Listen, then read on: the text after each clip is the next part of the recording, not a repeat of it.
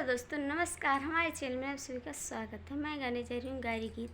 आप लोग को जैसा लगे कमेंट करके ज़रूर बताना। अच्छा लगे तो लाइक शेयर। गुआंडा मा खोला समधी नया रोजगार। गुआंडा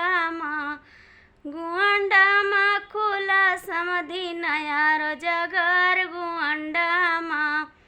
अरे अपनी बहिनी अदलाई डरो बदलाई अरो ये सोनरवा के हाथे बेचाई डरो। गुआंडा माँ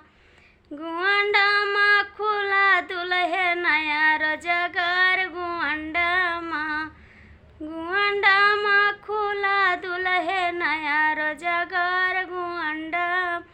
अपनी बुआ दलाई डरो बदलाई डर यही सोनरा के हाथे बेचाई डरो। गुआंडा माँ खुला समधी नया रोजगार। गुआंडा